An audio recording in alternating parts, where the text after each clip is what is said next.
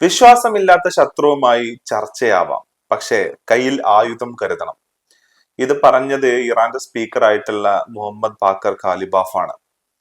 ഇത് അനർത്ഥമാക്കുന്ന രീതിയിലുള്ള ചില റിപ്പോർട്ടുകളും കൂടെ പുറത്തു വരുന്നുണ്ട്. അതായത് ഇറാൻ US ചർച്ച നടന്നുകൊണ്ടിരുന്ന സമയത്ത്, അല്ലെങ്കിൽ ആ ഒരു ചർച്ചയിലേക്ക് ഇത് മാറുന്ന സമയത്ത് US ചില അതായത് ചില ഉദ്യോഗസ്ഥരും അതേപോലെ തന്നെ വിരമിച്ച ചില ഉദ്യോഗസ്ഥരൊക്കെ വിചാരിച്ചിരുന്ന അല്ലെങ്കിൽ ഭയപ്പെട്ടിരുന്ന ഒരു കാര്യം, ഇസ്രായേല് ഈ രണ്ട് നേതാക്കളെ, അതായത് അബ്ബാസ് അറാക്ചിനെയും മുഹമ്മദ് ബാക്കർ ഖാലിബാഫിനെയും കൊല്ലാൻ സാധ്യതയുണ്ട് എന്നുള്ള ഒരു കാര്യമായിരുന്നു. എന്നിട്ട് ഇവർ ആക്ച്വലി ഇത് മിഡിൽ ഈസ്റ്റിലുള്ള രാജ്യങ്ങളോട് ഈ പറയുന്ന ഇൻഫർമേഷൻ പാസ് ചെയ്ത് അവരെ കൊണ്ട് ഇറാനുമായിട്ട് ഇത് കമ്മ്യൂണിക്കേറ്റ് ചെയ്യാനുള്ള പരിപാടി വരെ അവർ നോക്കിയിരുന്നു എന്നുള്ളതാണ് പറയുന്നത്. അതായത് യുദ്ധത്തിന്റെ തുടക്ക സമയത്ത് നമുക്കറിയാം, ഈ യുദ്ധം തുടങ്ങുന്നത് തന്നെ ആയത്തുള്ള അലി ഖമനൈ കൊല്ലപ്പെട്ടത് മുതൽ അവിടെ മുതലാണ് ഇത് സ്റ്റാർട്ട് ആവുന്നത്.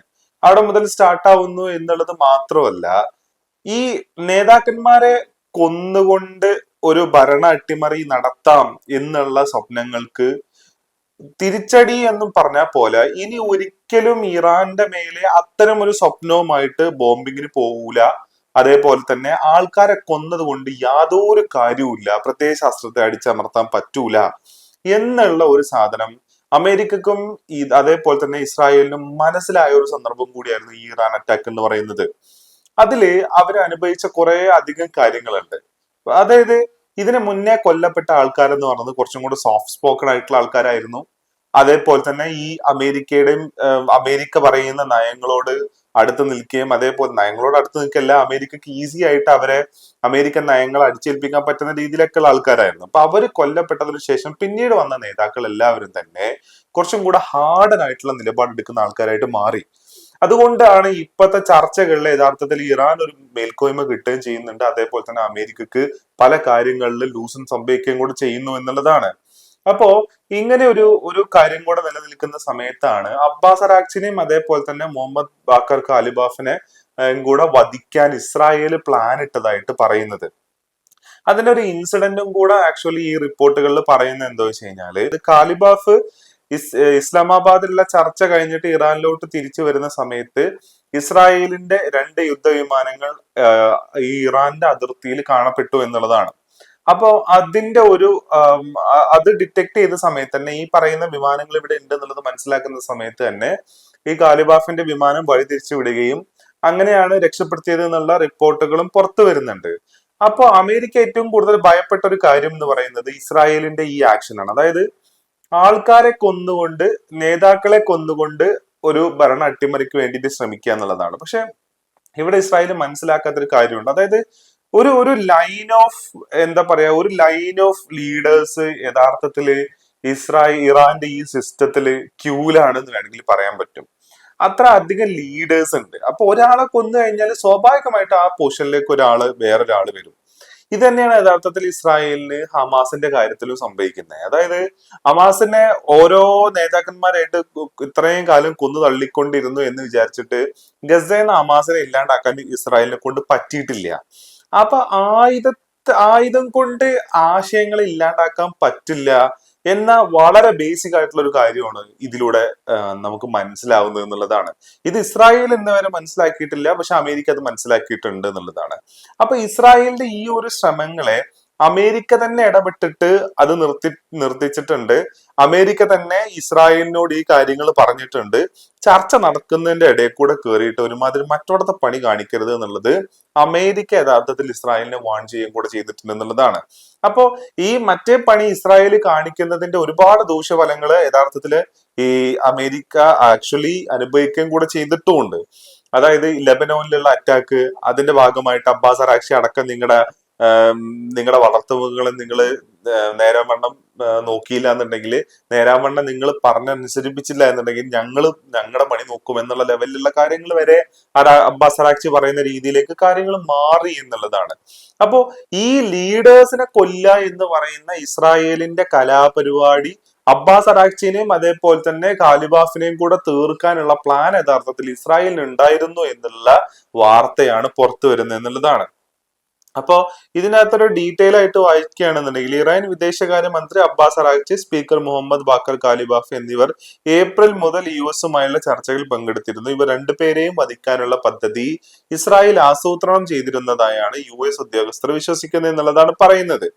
ഓക്കെ, അപ്പോ അത് ഇങ്ങനെ ഒരു നീക്കം ഉണ്ടായിട്ടുണ്ടെങ്കിൽ ഇറാനും US തമ്മിലുള്ള ചർച്ചകൾ അത് ബാധിക്കും എന്നുള്ള കാര്യത്തിനും ഈ പറയുന്ന അമേരിക്കക്ക് ധാരണയുണ്ടായിരുന്നു. അപ്പൊ അവര് ചെയ്യാൻ ശ്രമിച്ച ഒരു പരിപാടി, അപകട സാധ്യതയെ കുറിച്ച് ഇറാന് മുന്നറിയിപ്പ് നൽകാൻ പശ്ചിമേഷ്യൻ രാജ്യങ്ങളോട് ആവശ്യപ്പെടാൻ വരെ US ഭരണകൂടം തീരുമാനിച്ചിരുന്നു എന്നാണ് പറയുന്നത്. അതായത് ഇറാന് നേരിട്ട് ഈ പറയുന്ന ഇന്റലിജൻസ് വിവരങ്ങളോ അല്ലെങ്കിൽ ഇത്തരത്തിലുള്ള വിവരങ്ങൾ ഇറാന് കൈമാറാൻ US നേരിട്ട് കൈമാറാൻ സാധിക്കത്തില്ല.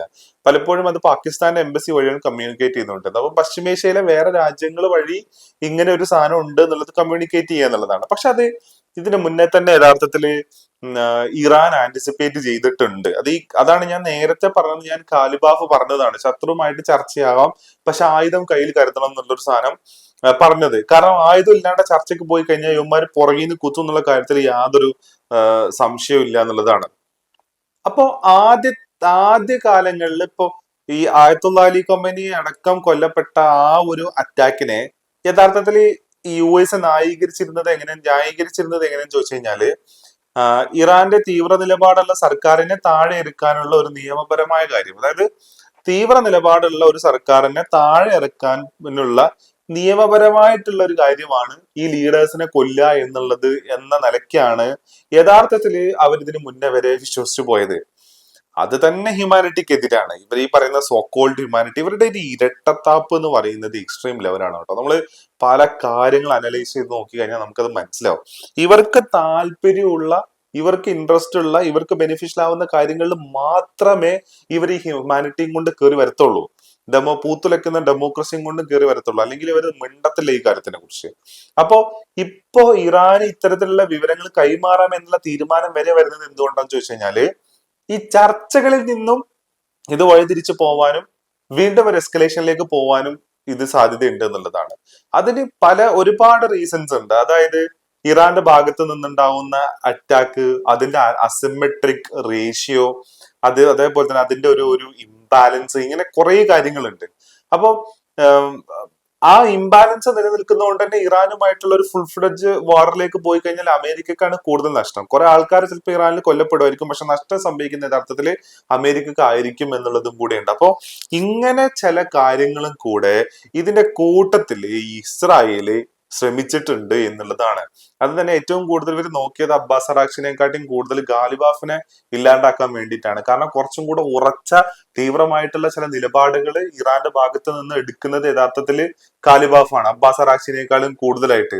അപ്പൊ അതുകൊണ്ട് അബ്ബാസ് അറാഗ്ചിനെ ടാർഗറ്റ് ചെയ്യുന്നതിനേക്കാളും കൂടുതൽ കാലിബാഫിനെ ടാർഗറ്റ് ചെയ്യുക എന്നുള്ളതും കൂടിയായിരുന്നു ഇവരുടെ ലക്ഷ്യം എന്നുള്ളതാണ്. എനിവേ ഇവരുടെ ഏറ്റവും മെയിൻ ആയിട്ടുള്ള ഒരു പരിപാടിയാണ് ഈ പറയുന്ന പുറകിൽ നിന്ന് കുത്തുക എന്ന് പറയുന്ന പരിപാടി. അത് ഇന്നും ഇന്നലെ ഒന്നും തുടങ്ങിയതല്ല. ഇസ്രായേൽ സ്ഥാപിച്ചത് മുതലേ ഇസ്രായേൽ ഈ പുറകിൽ നിന്ന് കുത്തുന്ന പരിപാടികൾ തുടർന്നു പോയിട്ടേ ഉണ്ട് എന്നുള്ളതാണ്.